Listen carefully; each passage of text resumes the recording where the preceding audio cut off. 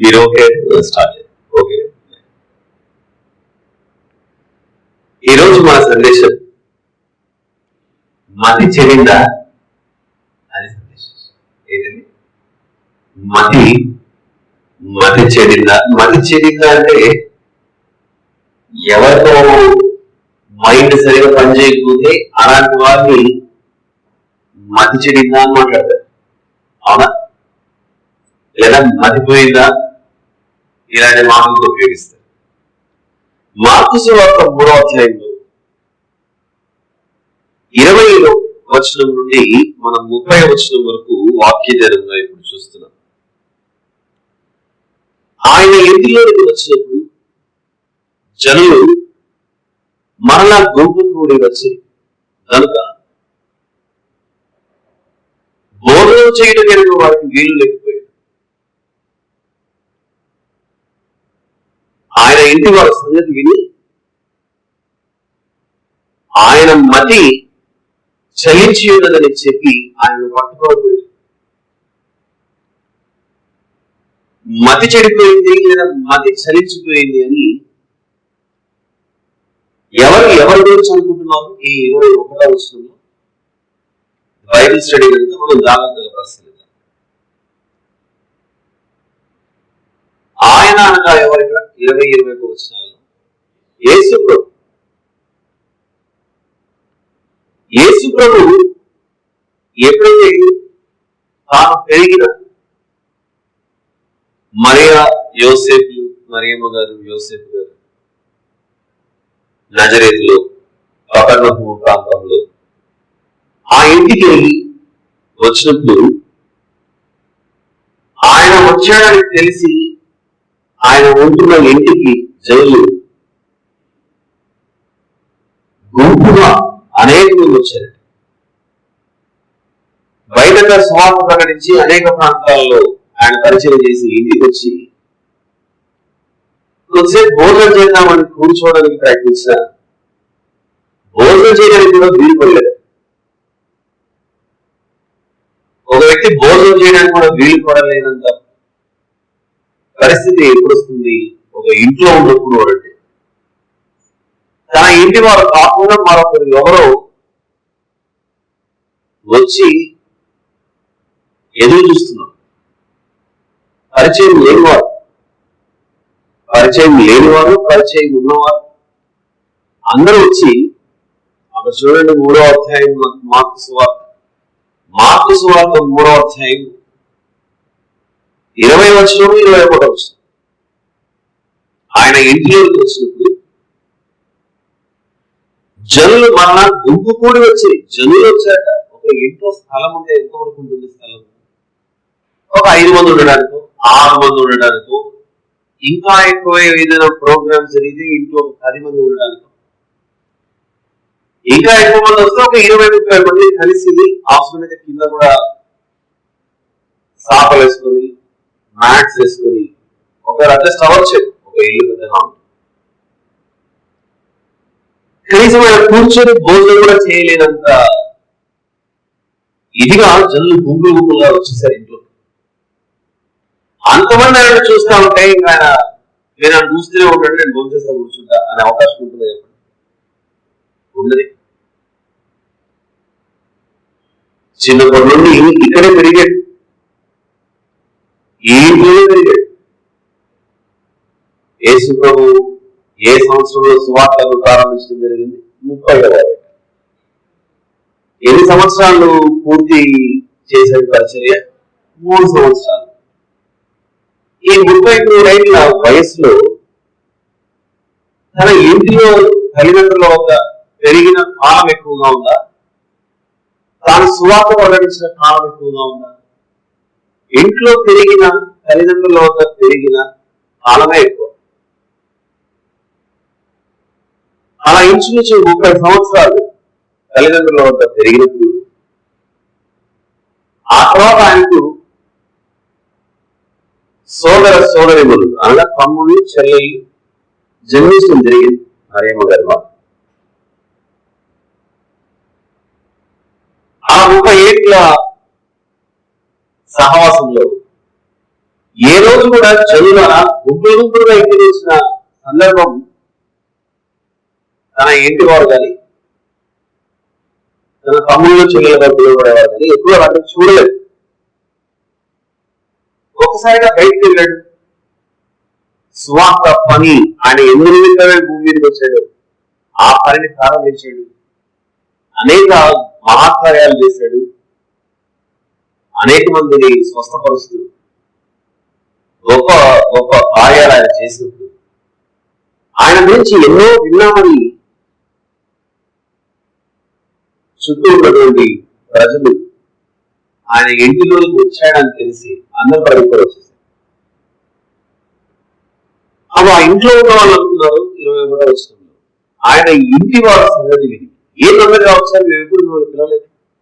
సాధారణంగా ఇంటికి జనాలంతా గుంపులుగా వస్తే ఎప్పుడు రావచ్చు, ఏదో ఒక అలవరణ జరిగిందని లేకపోతే ఏదైనా శుభకార్యమైన జరుగుతూ ఉండాలి. ఇదేమి అల్లరి జరగలేదు, వీళ్ళెళ్ళి ఎవరితో పోట్లాడలేదు లేదు, లేదా వీళ్ళెళ్ళి ఎవరిని ఆహ్వానించలేదు. మా ఇంట్లో కార్యక్రమం అవుతుంది అంటే అలా ఏది జరగకుండా ఎందుకు వచ్చారంటే వెళ్తారంటే మీ ఇంట్లో మీ అన్నం ఉన్నాడుగా, మీ ఇంట్లో మీ జ్యేష్ఠ కుమారుడు పెద్ద కుమారుడు ఉన్నాడుగా, వచ్చాడని తెలిసిన కలవడానికి వచ్చామని చూడడానికి వచ్చామని అందరూ ఇల్లు కూడా పట్టనంతగా వచ్చేసరికి 21వ వచనంలో తన సొంత ఇంటి వాడు ఆయన గురించి ఏమనుకుంటున్నారంటే మతి చలించి ఉన్నదని చెప్పి ఆయన పట్టుకోవడం ఎక్కడిపోతున్నావా ఇచ్చేటట్లు మైండ్ సరిగా పనిచేస్తున్నట్టు లేదు. నువ్వు ఏదో చేసింటేనే ఇంతమంది గుంపులుగా వచ్చారు అంటే అప్పటికి ఆయన గురించి ఆయన ఇంటి వారికి పూర్తిగా అర్థం అవ్వలేదు ఆయన ఎవరో ఆ విషయం. ఎందుకంటే ఎక్కువ కాలం 30 సంవత్సరాల పాటు ఇంట్లో ఉన్నాడు, పెరిగాడు తండ్రి వద్ద. తండ్రి అంటే యోసేపు భూమి మీద మరియమ్మకు భర్తగా ఉన్నాడు కనుక తండ్రిగా పిలువబడ్డాడు. మతి చెలించిందని ప్రతి మనిషికి బుద్ధి జ్ఞానముల సర్వ సంపదలను ఇచ్చిన ఆయన గురించి మనిషి అలా అనుకుంటున్నాడు. ఆలోచించాలి, ఇది ఖచ్చితంగా మనం ఆలోచించాల్సిన విషయం. బుద్ధి జ్ఞానముల సర్వ సంపదలు ఎవరి వల్ల గుప్తమై ఉన్నాయి? యేసు ప్రభువు వల్ల గుప్తమై ఉన్నాయి. బుద్ధి జ్ఞానముల సర్వ సంపదలు ఆయన యందు గుప్తమై ఉంటాయి. ప్రతి మనిషికి తన యొక్క సంపదలో నుండి ఈ బుద్ధి జ్ఞానముల సర్వ సంపదలు ఆయన దయచేస్తుంటే ఆయన పట్టుకుని మనిషి కొద్దిసేపు ఆయన ఇంటి వాడు అనే విషయం పక్కన పెట్టేది. ఈ భూమి మీద యేసు ప్రభువు గురించి మాట్లాడితే, ఆయన క్రియల గురించి మాట్లాడితే సమాజం ఏమనుకుంటుందంటే ఇది ఒక గడ్డి, ఇది ఒక పిచ్చి. తులసి పత్రిక 2వ అధ్యాయం, తులసి రాసిన పత్రిక 2వ అధ్యాయం 3వ వచనం. తులసి రాసిన పత్రిక 2వ అధ్యాయం 3వ వచనంలో బుద్ధి జ్ఞానముల సర్వ సంపదలు ఆయన ఏందే గుప్తములై ఉన్నది. ఎవరైనా మనం మాట్లాడుకుంటున్న మన రక్షకుడైన యేసుక్రీస్తు ప్రభువు బుద్ధి జ్ఞానముల సర్వ సంపదలు ఆయన ఏందే గుప్తమై ఉన్నాయి. అలా ప్రతి మనిషికి బుద్ధి జ్ఞాన సర్వ సంపదలు ఆయన దయచేస్తుంటాయి. ఆయన చేత మనము బుద్ధిని జ్ఞానము సంపాదించుకుంటూ పొందుకుంటూ చివరికి ఆయననే మనం ఏమని అనే స్థితిలోకి వెళ్ళిపోయి ఉంటే ఈయనకు మతి చెలించింది, మతి చెడిపోయింది, మతి పోయింది అనే స్థితిలో మానవ జాతి వెళ్ళిపోయి తులసి పత్రిక 2వ అధ్యాయం 3వ వచనం మనం చూసింది. బుద్ధి జ్ఞానముల సర్వ సంపదలు ఎవరు ఎందుకు గుప్తంలో ఉన్నాయి? యేసు ప్రభువు ఎందుకు గుప్తంలో ఉన్నాయి. సరే, యేసు ప్రభువు తన ఇంటి వారి వద్దకు వస్తే వారనుకున్నారు ఏదో మతి చెల్లించిందని. సరే, ఆయన శిలువ మీద మరణించి సమాధి చేయబడి తిరిగి లేచాడు, అయిపోయింది. ఆ తర్వాత శిష్యులు వెళ్ళి ప్రపంచానికి సువార్త ప్రకటిస్తున్నారు. మనందరి పాపం శిలువ మీద బలయ్యాడని, తిరిగి 3వ దినాన లేచాడని వెళ్ళి ప్రకటిస్తుంటే, ఆయనను గురించిన వార్త ప్రకటించినప్పుడు ఆ వార్త కూడా ఎలా వినపడుతుందో ఒకసారి కొరింథీయులకు రాసిన మొదటి పత్రిక, కొరింథీయులకు రాసిన మొదటి పత్రిక 1వ అధ్యాయం.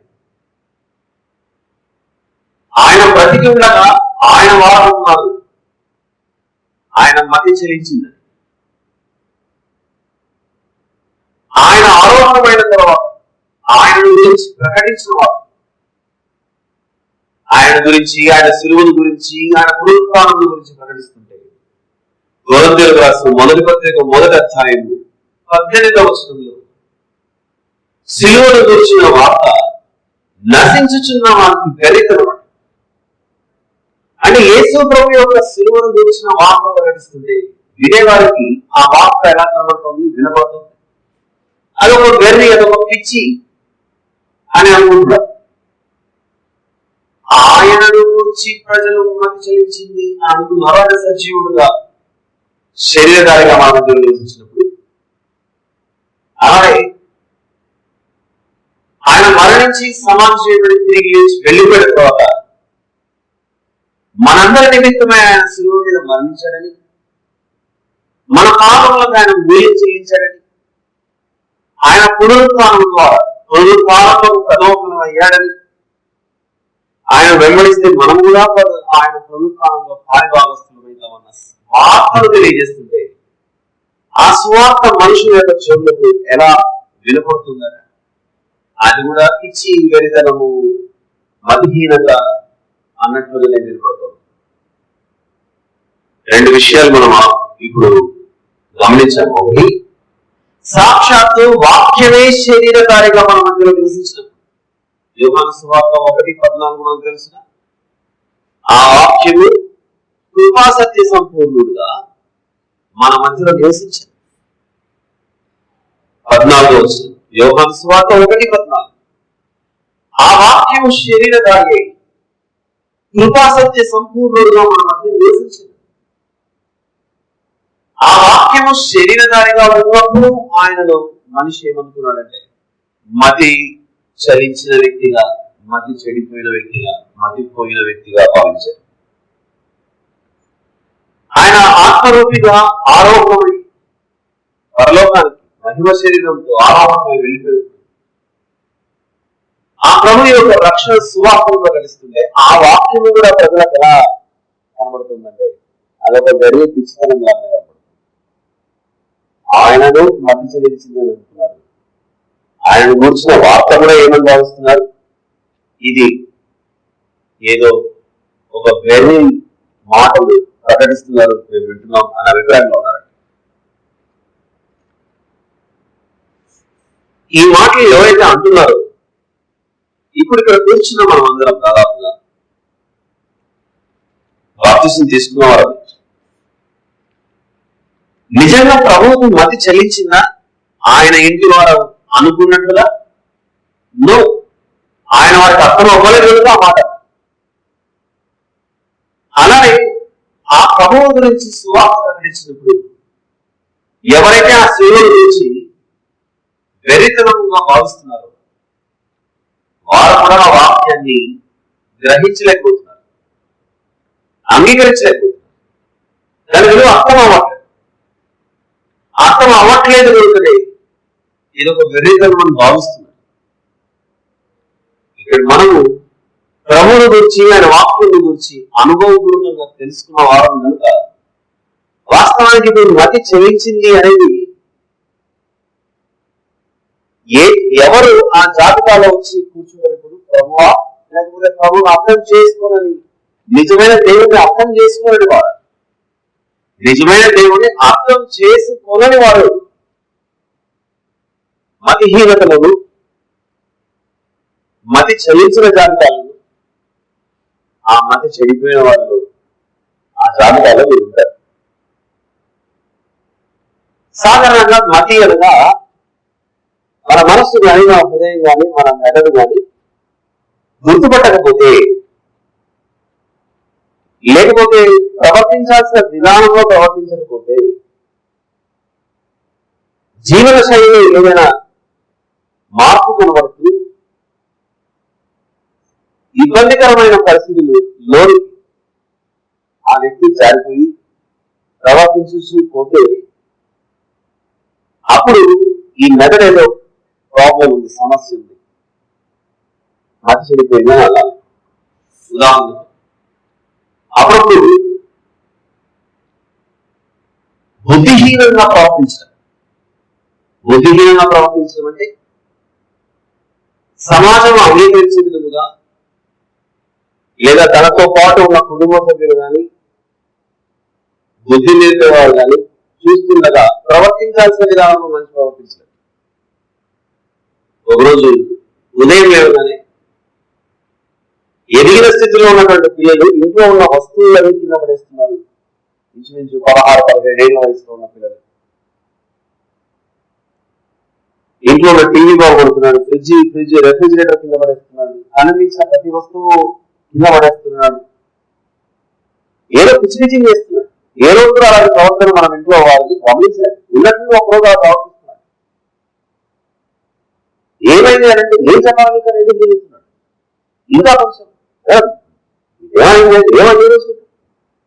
అటుపోయి దానికి పోయారా అంటే ప్రవర్తించాల్సిన విధానంలో ప్రవర్తించక వేరే విధంగా ప్రవర్తిస్తున్నాడు. ఇది ఒక రకం. ఇది రెండవది, నిజంగా ఏదో భయం ఈ కళకు ఈ మెదడు ప్రవర్తించాల్సిన విధానంలో ప్రవర్తించలేదు. బైక్ లో పోతున్నారు, హెల్మెట్ పెట్టుకోకుండా పోయారు. అనుకోకుండా ప్రమాదం జరిగింది. ఈ కళ నేలకు చాలా గట్టిగా ఉంటుంది. తగిలిన దెబ్బతో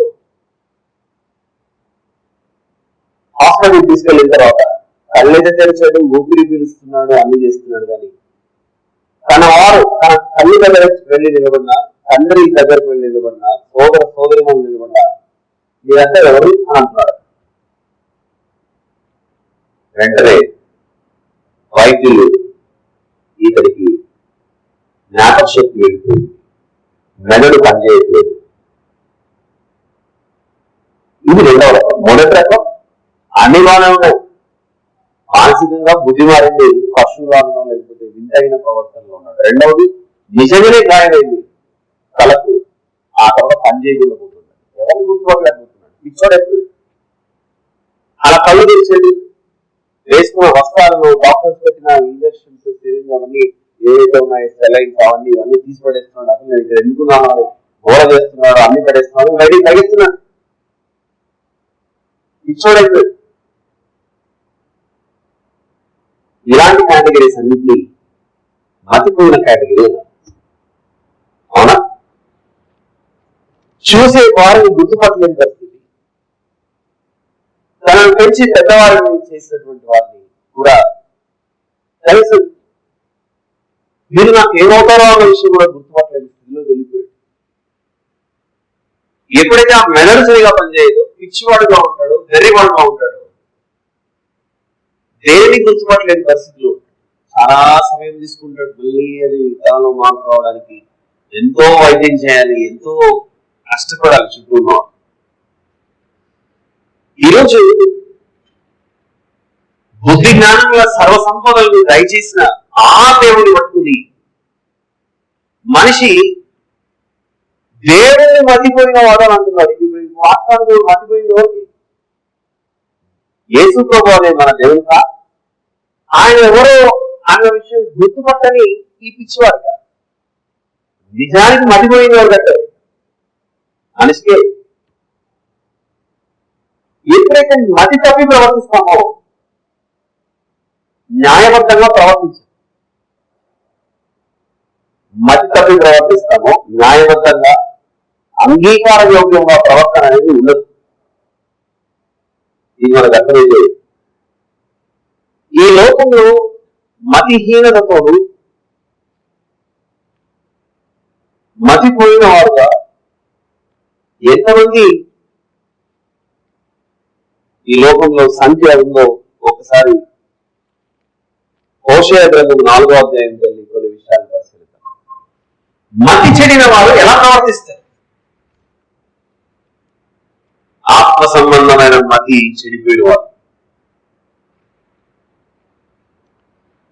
ఈనాడు వచనం చెప్పే ముందు తీసి పెట్టుకోండి అధ్యాయాన్ని, page number 746 Telugu Bible old testament, హోషేయ గ్రంథం 746 పేజ్ నంబర్, చాప్టర్ నంబర్ 4, హోషేయ గ్రంథము 4వ అధ్యాయం. ఇంతవరకు ఇచ్చినటువంటి చిన్ని ఎగ్జాంపుల్స్ లో, ఉదాహరణలో మనకు కూడా సమాజంలో ఇలాంటి వాళ్ళు ఎదురైతారు. ఎలాంటి వారు? బ్రెయిన్ సరిగా పనిచేయని వారు. మనం దారిలో ఎక్కడైనా మార్కెట్ లోను, షాపింగ్ లోను అక్కడికి వెళ్ళడానికి ప్రయత్నించినప్పుడు మన పక్కన ఎవరో చాలా రోజుల నుండి దుమ్ముబట్టినటువంటి వస్త్రాలు, పెరిగిపోయిన చింపిరి వెంట్రుకలతో దుమ్ము ధూళి బట్టి అది కనీసం దువ్వెని పెడితేగా ఆ లోపల దువ్వెని వెళ్ళలేనంత స్థితిలో ఉన్నటువంటి మనుషులు పిచ్చివాళ్ళు జరుగుతుంది. మన పక్కనే వచ్చారు, మన పక్కనే వచ్చి దగ్గర మనల్ని లభిస్తున్నారు. ఇప్పుడు మన పరిస్థితి ఎలా ఉంటుంది? ఆ టైంలో మన ఫ్యామిలీ మెంబర్స్ కూడా ఎవరు లేదు, మనకు ఏదో పనులు మార్కెట్కి వెళ్ళాం, మన పక్కనే వచ్చి నన్ను అవుతున్నాడు అక్కడ పక్కన పరిస్థితి. ఊహించుకోండి ఎలా ఉంటుంది. తెచ్చుకున్న బ్యాగ్, తెచ్చుకున్న ఫోన్ అన్ని పడేసి ఖచ్చితంగా పరిగెత్తాం. ఎందుకంటే పిచ్చివాడు కనపడ్డాడు. నేనెవరో పరిచయం లేదు కానీ నా పక్కనే వచ్చి నా భుజం దగ్గర నిలబడి అతి సమీపంగా వచ్చి మన చెవి దగ్గర నవ్వుతున్నాడు మళ్ళీ ఘోరం. అలాంటి పరిస్థితిలో ఉన్నాడు. ఎందుకంటే మధ్య ఏం చేయలేదు పరిస్థితి. అలా మానసికంగా అంత కృంగిపోవడమా, లేకపోతే మెదడు పని చేయకపోవడమా, బ్రెయిన్ పని చేయకపోవడమా, ప్రవర్తించాల్సిన విధంగా ప్రవర్తించలేదు. ఎవరో గుర్తుపట్టి ఈ వ్యక్తి పలానా అబ్బాయి ఈరోజు పెరిగి పెద్దవాడయ్యాడు, వాళ్ళని తీసుకుందామని చెప్పేసి మీరు కొంచెం పెద్ద మనసు చేసుకుని అలాంటి వ్యక్తి యొక్క తల్లిదండ్రులను లేకపోతే సోదరులను ఎవరో తీసుకుని వచ్చి, బాబు ఇదిగో మీ అన్న, బాబు ఇదిగో మీ మమ్మీ అని చూపిస్తే కొట్టాడు వాళ్ళను. ఎందుకంటే గుర్తుపట్టలేకపోయాడు. తీసుకొని వచ్చి బలవంతాలను చూపిస్తుంటే మనల్ని కూడా పరుకుతున్నాడు ఏదో చేస్తున్నాడు. ఎంతవరకు వెళ్ళిపోయినట్లు పిచ్చి ఇక మన భాషలో ఇంకో పదాన్ని ఉపయోగిస్తాడు. పిచ్చి బాగా ఎక్కినట్లుంది అనడమే కాకుండా ముదిరినట్ట.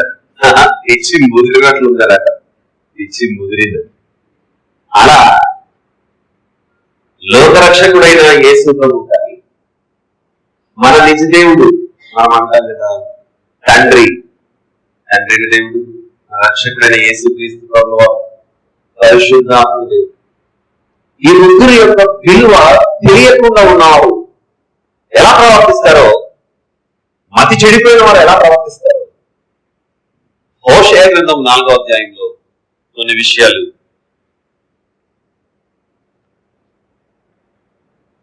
మనకు 10వ వచనం నుండి చక్కగా దేవుడు రాసి పెట్టాడు. ఇక్కడ వారు యెహోవాను లక్ష్య పెట్టుట మానిరి. ఇంతకు వారెవరు? హోషేయ గ్రంథం 4:11 4:10 వారు యెహోవాను లక్ష్య పెట్టుట మానిరి. ఆ 10వ వచనం యొక్క కొనసాగితే 11వ వచనంలోని చివరి మాటలో ఒక మాట ఉంటుంది, చూడండి ఒకసారి. వారు మతి చెడిని అందు చూడండి. వారు మతి చెడిని కనబడింది అందరికి.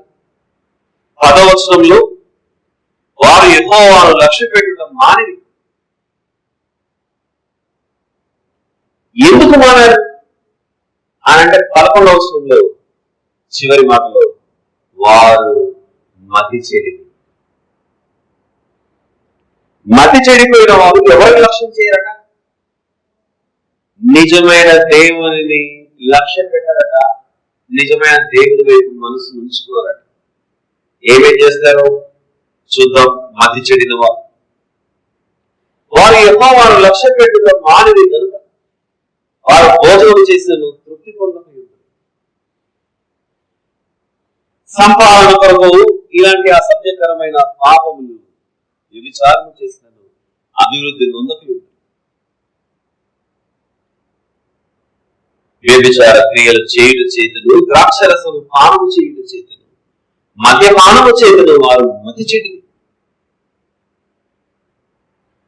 ఇంకా గొప్ప వివరణ 12వ వచనంలో చెప్తున్నాడు, మతి చెడిన వారు, నా జనులు మతి చెడిన వారై తాము పెట్టుకున్న కర్ర యొక్క విచారణ చేయుదురు. కర్ర నన్ను రక్షించు కర్ర దగ్గరికి, నా కోరికలు తీర్చిది నా కర్ర అని. కర్ర అంటే ఒక చెక్క, ఒక చెట్లు.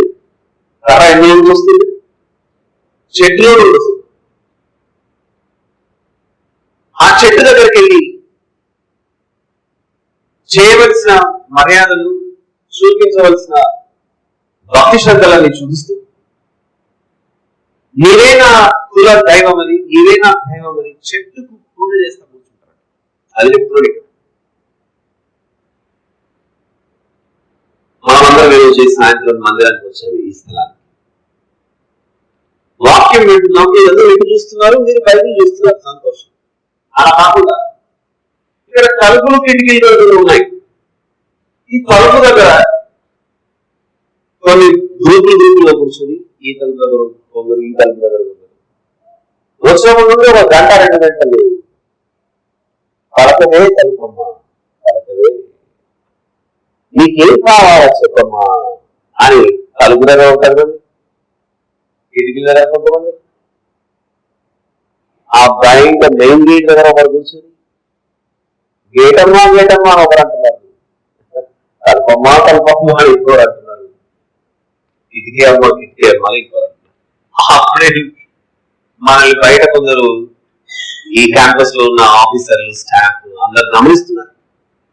అందరూ గమనిస్తూ ప్రతి ఆదివారం, ప్రతి బుధవారం మీరు మందిరంలో కూడుకునేటప్పుడు మేము ఒక్కొక్కరు గమనించుకుంటూ వెళ్ళేవారు.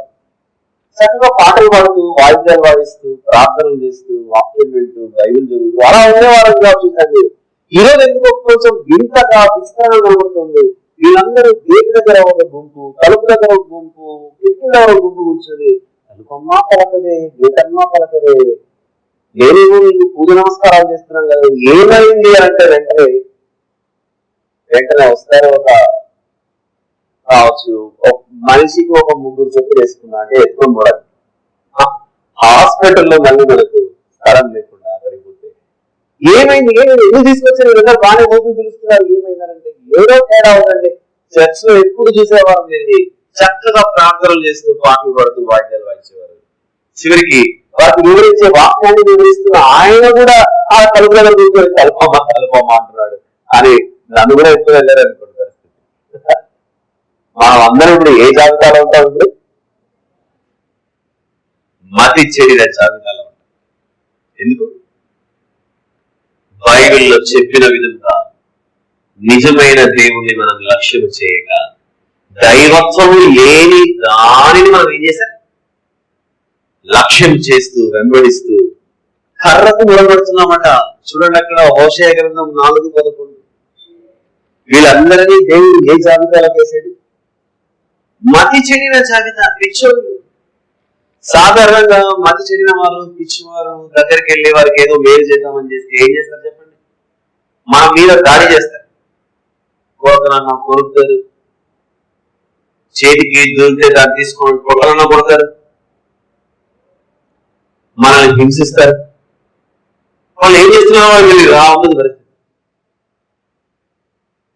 పిచ్చివారి దగ్గరికి వెళ్ళి మీరు కొంచెం చాలా రోజులు లేకుంది, మంచి వస్త్రాలు వేసుకోకుండా రండి అని మీరు దగ్గరికి వెళ్ళి తీసుకెళ్ళినా కొంచెం సేపు 4-5 అడుగులు వేయించదు కానీ ఉన్నట్లు ఏదైనా మనసు తేడా వస్తే ఒక్కసారిగా మన వైపు తిరిగారనుకోండి, ఆ తర్వాత పరిస్థితి తప్పించుకోవడం చాలా కష్టం.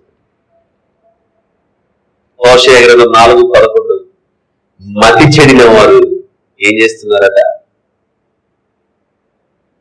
12వ వచనంలో నా జనులు తాము పెట్టుకున్న కర్ర యొక్క విచారణ చేయదు. ఏంటి మా భవిష్యత్తు? ఏం చేయమంటావు? కర్ర చెప్పగలరా? తమ చేతి కర్ర వారికి సంగతి తెలియజేయదు. అదే కర్ర తీసుకుని నన్ను దేవుడు ఒకరోజు కొడతాడన్న విషయం వారికి తెలియట్లేదు. తమ చేతి కర్ర వారికి సంగతి తెలియజేయదు. వ్యభిచార మనస్సు వారిని త్రోవ తప్పింపగా వారు తమ దేవుని విసర్జించి వ్యభిచరించు అంటే వేరే వేరే దేవతల తిరిగి తమ నిజమైన దేవుని వైపు మనస్సు ఉంచుకున్నారు. మనుషులు తమ చేతులతో చేసుకున్న వాటి వైపు తమ మనస్సును కేంద్రీకరించారు. వీరందరినీ దేవుడు ఏ జాబితాలో చేస్తున్నాడు? మతి చెడిగించాలి. ఈరోజు మనము చాలా అదృష్టవంతులం, ధన్యులం. మనం కారణం నిజమైన జీవము గల మనకు నిత్య జీవము దయచేసే దేవుడు మనం దొరికాడు. ఎక్కడో ఉన్న మనకు నిజమైన దేవుడు పరిచయం అయ్యాడు. ఒకవేళ ఈ దేవుడే మనకు పరిచయం కాకపోయింది, ఈ రోజు మనం కూడా ఇందాక చెప్పిన ఉదాహరణ ప్రకారంగా తలుపులు కిటికీల వద్ద కూర్చొని మనం కూడా బోర్లు విలిపిస్తూ నన్ను కాపాడే తల్లి అనుకుంటూ ఉంటాం. చాలా మంది ఇక్కడికి మందిరంలో ప్రవేశించినప్పుడు, లేకపోతే ఏదైనా ముఖ్యమైన ప్రాంతం దగ్గరికి వెళ్ళినప్పుడు ఇలా వచ్చి ఆ గడపలు ఇలా కట్టి, ఆ మట్టిని ఇలా చేతితో ఇలా కట్టి కళ్ళకి ఇలా దిద్దులు లోపలికి వస్తుంటారు. వారి ఉద్దేశంలో దైవం, నువ్వు కాళ్ళతో దొక్కిండేది నీకు దైవం ఎలా ఉంటాడు ఆలోచించారు కదా కొంచెం కూడా. యేసు ప్రభు యొక్క సువార్తను పట్టుకుని సమాజంలోకి వెళ్ళి మనం ప్రకటిస్తుంటే వారు మన మీద దాడి చేస్తారు, మనం ఇబ్బంది పెడతారు, ఆయాసపరుస్తారు. ఎందుకు అంటే వారు ఏమై ఉన్నారు? మతి చేస్తూ ఉన్నారు. వారి ప్రవర్తన అలానే ఉంటుంది. ఎంతో వయసు వచ్చి సమాజంలో ఇలా మతి చెడిపోయి పిచ్చివాళ్ళ జరుగుతుంటే వారి మీద మన కోపం వస్తుందా, జాలి వేస్తుందా? చెప్పండి. కోపం అయితే రాదు, నిజంగా మనసు అయ్యో ఏ తల్లి కన్నదో ఈ వ్యక్తి ఈరోజు ఇంత పెద్దవాడైపోయాడు, ఏమాత్రం ప్రయోజనం లేకుండా, ఒక ప్రయోజకుడుగా కాకుండా ఇలా వీధుల వెంట, రోడ్ల మీద, బస్ స్టాండ్ల వద్ద ఏది పడితే ఎవరన్నా తిని పడేసి విస్తరాకులు ఉంటే దాన్ని ఏర్కొని తినుకుంటూ ఇలా జీవిస్తున్నాడని వారి మీద మన కోపం రాదు, కానీ వారి మీద జాలేస్తుంది. వారు మన దగ్గరకు వచ్చి వాళ్ళని హింసించిన, ఒకవేళ కోపాన్ని ఏదో అటాక్ చేసిన క్షణంలో భయపడతామే కానీ వారిని తిరిగి మళ్ళీ మనం ఏదైనా గాయపరచాలని మనసు మనకు ఉండదు. కారణం మైండ్ సరిగ్గా పనిచేయాలి. మైండ్ అనేది మెదడు సరిగ్గా పనిచేయాలి. కాబట్టి వాళ్ళ మీద మనకి ఏం కలుగుతుందంటే, అయ్యో ఇలాంటి వ్యక్తి ఉంటే నన్ను గాయపరిచాడు, నాకైతే గాయమైంది, కానీ ఇంకా అనేక మంది ఇంకా గాయపరచవచ్చేమో అని వెంటనే దగ్గరలో ఉన్న పోలీసులతో, అంబులెన్స్ ను ఎవరో పిలిచి సరైన ట్రీట్మెంట్ దొరికిన వాళ్ళు పంపించేస్తున్నారు. వారిని పంపించి మనం కూడా కలిగిన గాయాలన్నిటికీ మళ్ళీ శుభ్రపరచుకుని వాటన్నిటికీ మందులు వేసుకున్నారు. జాలి వేస్తుంది, దయ కలుగుతుంది ఇలాంటి వారిని చూస్తే సమాజం. అందుకే అనేకమైన ఎన్జిఓస్ కూడా వచ్చాయి సొసైటీలో. ఫిలాంథ్రోపిక్ వర్క్ అంటే దాన ధర్మాలు చేసే వారు, ఇలాంటి వారు వచ్చి అలాంటి వాళ్ళందరినీ ఒక చోటు తీసుకెళ్లి వారికి శుభ్రం చేసి వారికి 3 పూట్ల భోజనం పెట్టి వారి యోగక్షేమాలను చూసుకునే వారు ఉన్నారు సమాజం, వాలంటీర్గా చేసేవారు. అంటే ఇలా మతి చెడిన వారిని చూసినప్పుడు మనకేమనిపిస్తుందంటే, జాలి కలిగి, దయ కలిగి మీరు మారితే బాగుంటుంది, మీరు మంచి మనసు వస్తే బాగుంటుందేమో అని మనల్ని గాయపరిచిన వారిని మనం ఏం చేస్తున్నాము? మన ప్రార్థనల్లో జ్ఞాపకం చేసుకుంటుంటాం. చేయలేదైతే మనం కూడా కొంచెం మన వంతు సహకారం అందించి, ఇదిగో వారు ఎందుకు ఆ విధంగా వారు మారిపోయారు, నన్ను గాయపరిచారు, ఇంకా నేను బయట తిరుగుతుంటే చాలా అనేక మందికి ఇబ్బందికరంగా మారుతుంది, మనమే వారి మీద దయ చూపించి హాస్పిటల్లో తీసుకెళ్ళి చూపించవచ్చు. క్రైస్తవులుగా మనకు ఉన్నటువంటి ఆ మనసు అలాంటిది. అంటే మనం దేని గురించి ఆలోచిస్తాము? మనల్ని గాయపరిచిన వాడు మంచి స్వభావం రావాలని, మంచి మనసును కలిగి ఉండాలని మనం ప్రయత్నిస్తాం నిజమైన వాడు. అలానే ఈరోజు యేసు ప్రభువుని గురించి మనము ప్రపంచానికి కానీ సమాజానికి కానీ తెలియజేస్తే ఈ దేవుడిని ఎరుగని వారు మన ఎడల ఎలా ప్రవర్తిస్తారు? అతి క్రూరంగా ప్రవర్తిస్తారు, దుర్మార్గంగా ప్రవర్తిస్తారు. వారు మన ఎడల దుర్మార్గంగా ప్రవర్తించారని వారి మీద కోపాన్ని ద్వేషాన్ని పెంచుకుందామా? వారి కొరకు ప్రార్థన చేద్దాం. మనల్ని హింసించిన వారి కొరకు మనం ఏం చేయాలి? ప్రార్థన చేయాలి. ఎందుకు? మనం తిరిగి హింసించాలనే ఆలోచన మనకు ఉండదు. వారు మారు మనసుకుంది యేసు ప్రభువుని అంగీకరించాలి, నిజమైన దేవుడు తెలుసుకోవాలనే దయ ఉంది. ఎందుకు వారి మీద మనకు జాలేస్తుంది? ఎందుకు వారి మీద మనకు దయ కలుగుతుంది అంటే మనకు తెలుసు, నిజమైన దేవుని గుర్తుపట్టలేని వీరందరూ ఏమై ఉన్నారు? ప్రస్తుతానికి మతి చెడిపోయి ఉన్నారు. అదే మతి ఎవరికి బాగుంది? బుద్ధి జ్ఞానంలో సర్వ సంపదలను కలిగి ఉన్న ఆయన ఆత్మను కలిగి ఉన్న మనము బుద్ధిహీనులుగా ప్రవర్తించక బుద్ధివంతులుగా ప్రవర్తిస్తూ వారి బాగోగుల కొరకు మనము ప్రార్థన చేయాలి. మనం ప్రవర్తిస్తాం, అది మన బాధ్యత. ఇంకా చూద్దాం. హోషేయ గ్రంథం 4:11 వచనంలోని చివరి మాటలు, లేదా 11వ వచనం కూడా చూద్దాం. వ్యభిచార క్రియలు చేయక చేతులు అనగా నిజమైన దేవుని విడిచిపెట్టిన వారు ఎలాంటి వాటికి బానిసలైపోతున్నారట. ద్రాక్షారసము పానము చేయక చేతులు, మద్యపానము చేతులు వారు మతి చెడి. నా జనులు తాము పెట్టుకున్న కర్ర యొక్క విచారణ చేయదు, తమ చేతి కర్ర వారికి సంగతి తెలియజేయదు. వ్యభిచార మనస్సు వారిని త్రోవతప్పింపగా వారు తమ దేవుని విసర్జించి విభజించురు. ఏమేం చేస్తున్నారట? 13వ వచనంలో, పర్వతముల శిఖరముల మీద బలులను నరికింది. పర్వతములు కూడా పర్వతముల శిఖరములకు వెళ్తారట. అంటే పర్వతం ఒకటి ఉంటే దాని ఎత్తైన స్థలంలో శిఖరంగా ఉన్న అక్కడికి వెళ్ళి బలులను నరిపిస్తారట. కొండల మీద ధూపం వేస్తారట. సింధూర వృక్షముల క్రిందను, చినారు వృక్షముల క్రిందను, మస్తకి వృక్షముల క్రిందను నీడ మంచిదని అసలే దూతుంది. అలా చదువుకుంటూ ముందుకెళ్తే 16వ వచనంలో పెయ్యాలుగా దూడ కంటే పెద్దది, ఎదిగిన దానికంటే అంటే ఎద్దు కంటే కొంచెం వయసు వచ్చినది, యవన ప్రాయంలో ఉన్నటువంటి పెయ్య మొండితనము చూపినట్టు ఇశ్రాయేలు వారు మొండితనము చూపి ఉన్నారు. ఈరోజు మానవ జాతి తమ దేవుడిలో గుర్తుపట్టలేని స్థితిలోకి వెళ్ళిపోయారు. ఆగస్టు నెలలో మనం ప్రవేశించాం. ఇక రానున్న 4-5 నెలలు నిజమైన దేవునికి ఆరాధనలు ఎక్కువగా ఈ దేశంలో జరుగుతాయా, దైవత్వం లేని వాటికి ఎక్కువగా జరుగుతూ ఉంటాయి అని ఆలోచిస్తే, దైవత్వం లేని వాటిని వెంబడించేవారు అనేక మట్టి బొమ్మ ఎదుగును మనిషి చేసుకున్న వాటి ఎదుగులో కూర్చొని నన్ను కాపాడు, నన్ను కాపాడు, నన్ను రక్షించు, నన్ను కాపాడు, ఎన్నో మొక్కుబళ్ళు తమ ఇష్టమైన పద్ధతిలో దేవుడు సంతోషిస్తాడని ఎన్నో రకాల క్రియలు చేసుకుంటూ దేవుడిని పొందుకోవాలని ప్రయత్నిస్తూ ఉంటారు.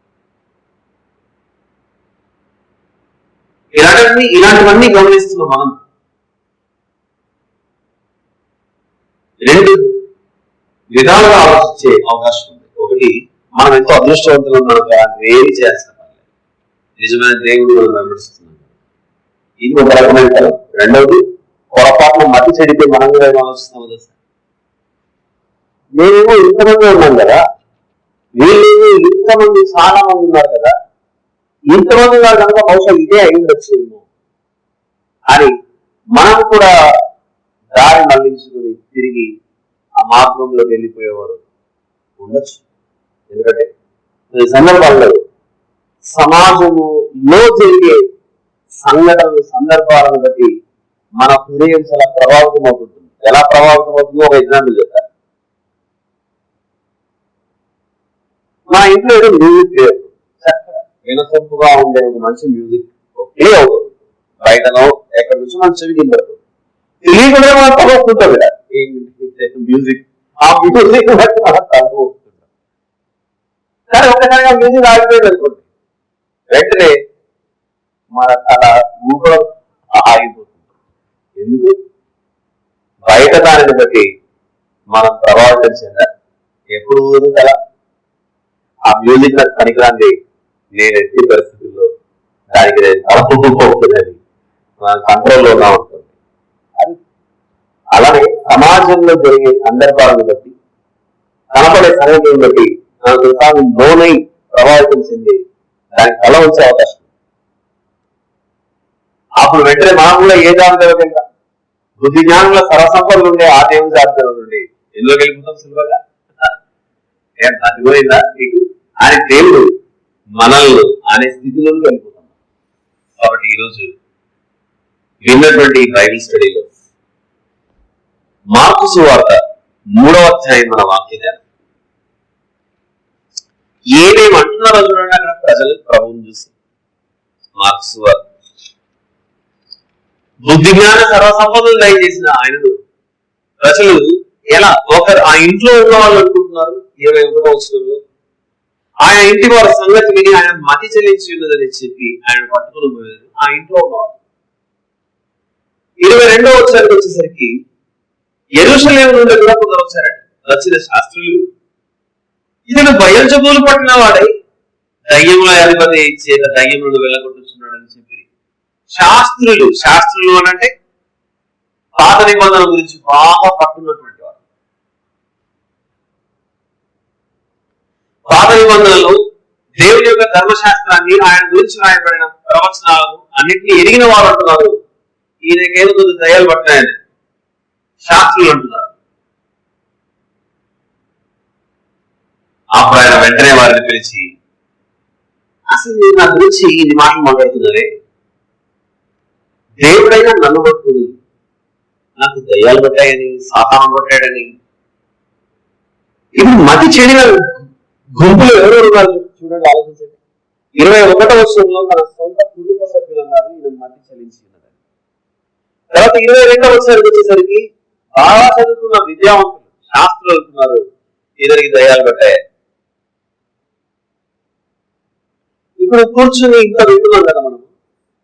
మతి చెడిపోయిన గ్రూప్ లో ఎవరున్నారు చెప్పండి ఈ వచనాల ప్రకారంగా? ఆయన అర్థం చేసుకోనని ఆ ఇంటి వారు, అక్కడ బాగా విద్యావంతులైన శాస్త్రులు. విద్యావంతులు దేవుడు గుర్తుపట్టలేదు, శాస్త్రులు. అప్పుడు ఆయన హెచ్చరించాడు.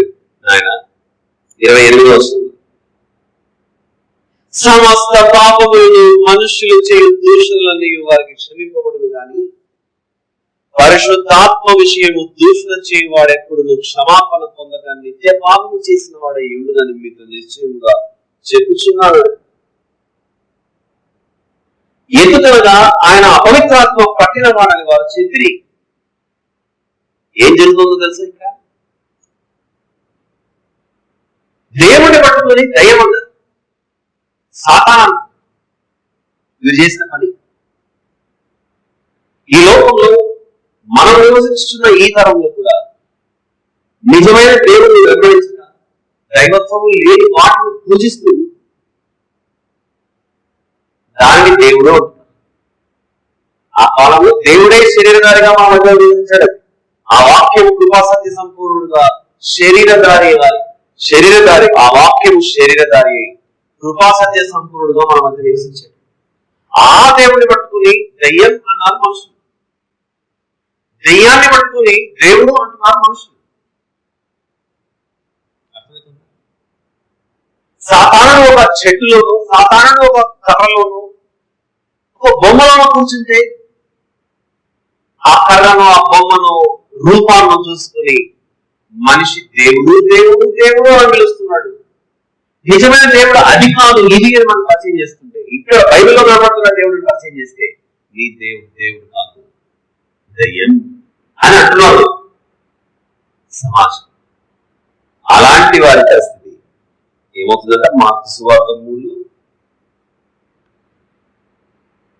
పరిశుద్ధాత్మ విషయము దూషణ చేయువాడెప్పుడు క్షమాపణ పొందక మామూలు పాపం కూడా కాదట, నిత్య పాపం చేసిన వాడే యుడులని మీతో నిశ్చయంగా చెప్పచ్చు.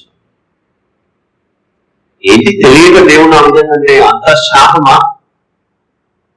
మన దేశంలోనే ఉత్తమమైనటువంటి నాయకులు వారి అంతకెళ్ళి నువ్వు నాయకుడు కాదు, ద మోస్ట్ వాంటెడ్ టెర్రరిస్ట్ అన్నారు అనుకోండి ఎగ్జామ్ అన్నటువంటి మనల్ని క్షణాలు ఎక్కువ వెళ్ళిపోతారు అక్కడి నుంచి. నీకు ఏం తెలిసిన మాట్లాడుతున్నావు అంత నాయకుడిని పట్టుకుని పబ్లిక్ లో ఆయన కీర్తి ప్రతిష్టలకు అపకీర్తి తెచ్చే పనులు చేస్తున్నావు. ఏం మాట్లాడుతున్నావు అసలు? నువ్వేమన్నా ఆయన వచ్చి ఆ నాయకుడికి చుట్టూ ఉన్నటువంటి బాడీ గార్డ్స్ వచ్చి ఫస్ట్ మనం తీసుకెళ్ళిపోతారు. ఏం మాట్లాడుతున్నావు? ఎప్పుడు మళ్ళీ తిరిగి బయటకు వస్తూ ఉంటుంది. అలాంటి భయంకరమైన కేసులు ఎక్కువవుతాయి.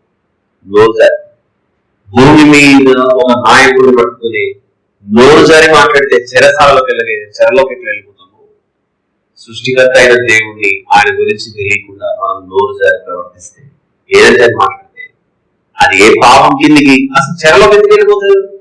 ఎవరైనా ఒక నాయకుడిని నాయకుడిగా గుర్తించిన నేరస్తుడు అని ఒకటే మాట పదే పదే అంటుంటే పట్టుకుని తీసుకెళ్లి చెరలోకి వేస్తే అదొక పాపం. ఏం చేశాను గురించి మాట్లాడు? అసలు నువ్వు నీ గురించి తీయాలి, బయటకి తీసుకెళ్లి లోపల చెరలో పెట్టేస్తా. అలాంటిది సృష్టికర్త మహారాజు. అసలు యేసు ప్రభు ఎవరు అనుకుంటున్నావు? ఒకసారి తీతు గారి రాసిన పత్రిక యేసు ప్రభు ఎవరు మనకు తెలియకుండా ఇష్టం వస్తుంది నోరు జారిస్తే ప్రభు విషయం. 13వ వచనము 2వ అధ్యాయం, తీతు గారికి రాసినటువంటి పత్రిక 2వ అధ్యాయము 13వ వచనం, 198 పేజ్. అనగా మహాదేవుడు మన రక్షకుడునైన యేసు క్రీస్తు. ఆయన ఎవరు? మహాదేవుడు మన రక్షకుడైన యేసు క్రీస్తు. మహాదేవుడు ఆయన. ఆ మహాదేవుడైన ఆయనను పట్టుకుని మనము ఇదిగో దయ్యంలో పట్టిన వాడని, ఈయన దేవుడు కాదు, మేము నమ్ముతున్నది దేవుడు అనేటువంటి స్థితిలో మనం వెళ్ళిపోతే చాలా శాపాన్ని ప్రవేశపెట్టుకుంటాం.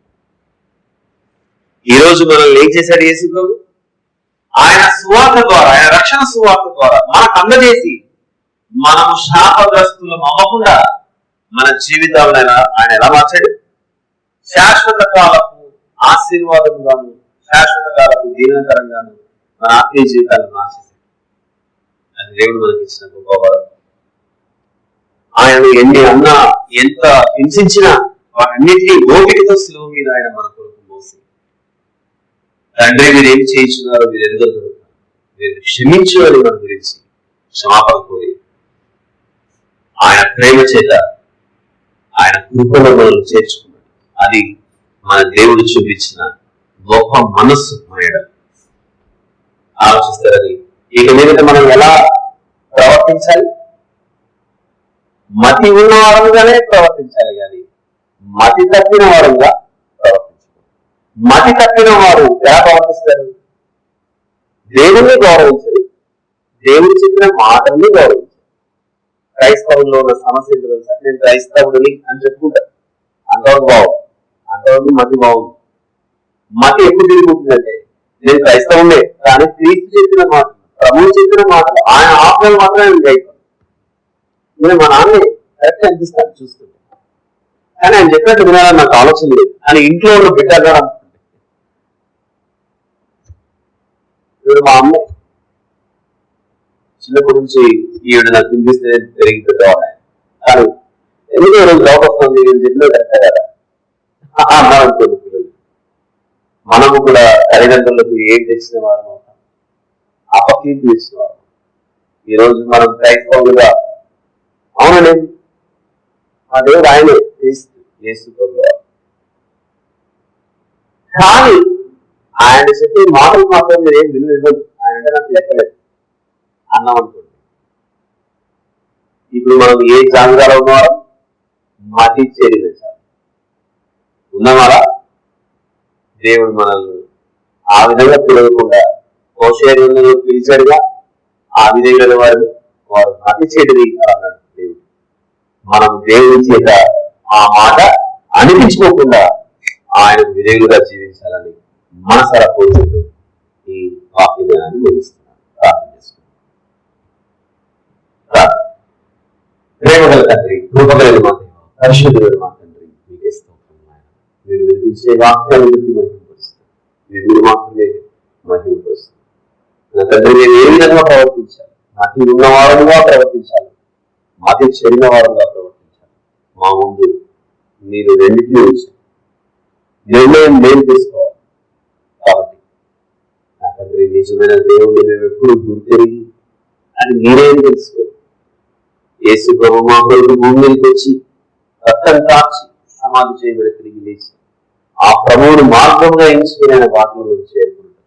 ఆయన చేతుల స్థానం మేము చేరుకుంటాం. సహాయం చేయడం ఆశతో వచ్చిన మీ బిడ్డలను ఆ ప్రభు మీ వాక్యంతో తృప్తిపరిచి ఉన్నారని భావిస్తున్నాను.